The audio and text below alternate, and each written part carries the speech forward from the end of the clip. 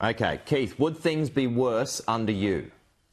Well, Julian said that he wanted to talk about facts, but let's get back to reality.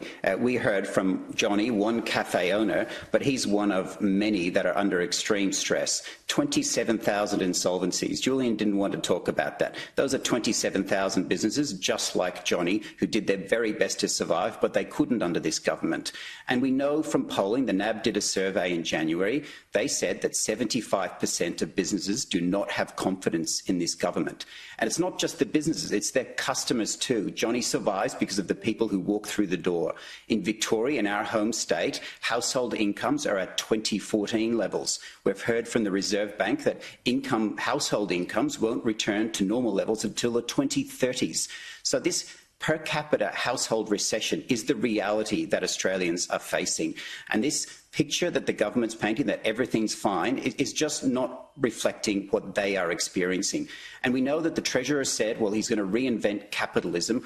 All he did was repeat history's mistakes. And this drop should have happened at least 6 months ago, and it's because of the government that it didn't. Keith, as I mentioned... Oh, come on. Last week, Peter Dutton, the headline on the Fin Review said, Dutton urges RBA to resist pressure to cut rates. I mean, you can't reinvent history, say, oh, it should have happened 6 months ago. Your leader was opposing the rate cut a week ago. It's just ridiculous. And here we go again. Instead of facing reality, it's on to Peter Dutton. They want to make this election about Peter Dutton instead of making it about Australians and the actual pain that they are going through.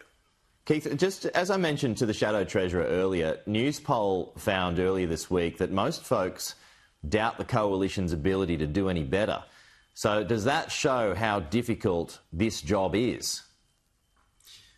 It is a difficult job. People are hurting and we have to earn their trust to say, well, we can do better. And you heard from the Shadow Treasurer that we will have a back-to-basics economic agenda to rein in government spending. And let's talk about the numbers of government spending. It's at 28% of GDP.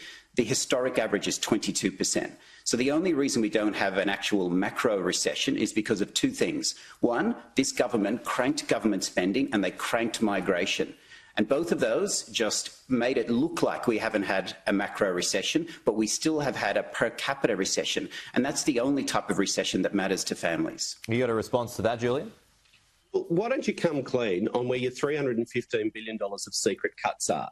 Never before in the history of our democracy have we seen an opposition so incompetent and so disrespectful of Australians that you're literally refusing to outline your cuts before the election. You don't have a single costed, credible policy. And exactly as Pete said, it's no wonder that Australians have no confidence in you. You've had 2.5 years and all you can come up with is $600 billion of nuclear reactors, taxpayer funded. Your cuts don't even go halfway to funding that. See, free taxpayer-funded lunches for bosses. And what's the other one? And that's just a dishonest line, you know that. Cost of housing. I mean, do you need costed policies? Keith, do you need to come up with some numbers? Do people, and I know you have already, and there's a housing policy that the government has copied from you, but do you need to come up with more numbers as we get closer to this election so people know exactly what they're voting for? When you inflate government spending by $347 billion, as this government has done, and that's a lot of zeros that taxpayers have to pay for, what you have to do is to find efficiencies in a way that preserve frontline services. And that's what we will do. And that means we know we've been through this before. We've been through elections where on the other side of it, you dust off the books and you face the reality of what we have. And when you do that, then you focus on finding efficiencies. This isn't hard. Families are finding efficiencies. The government can do the same and find efficiencies. Because at the moment, it's not the government and families working together. It's all families pulling their weight, and the government needs to pull theirs. Just a final one before we go, gentlemen. I was interested to know those comments just now. We're changing topics from Tony Abbott, who is leaning on peacekeepers when it comes to Ukraine. Russia, it seems as though we're on the track towards ending the war. Keith, to you first, do you think that there should be Australian peacekeepers following the war? Even though Russia is against it, should there be Australian peacekeepers if that is decided on the ground in Ukraine?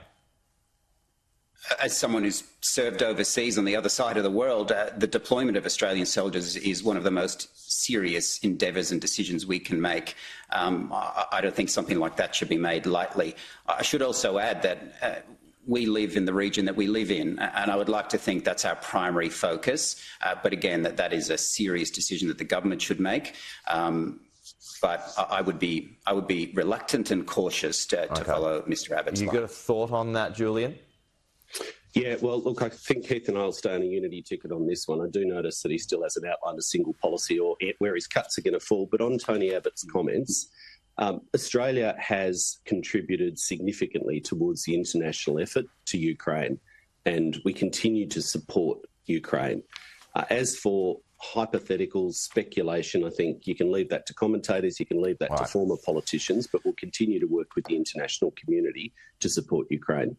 Julian Keith, I always enjoy our conversations. They are lively ones and I appreciate it. Thank you so much. And Keith, thank you for your service as always.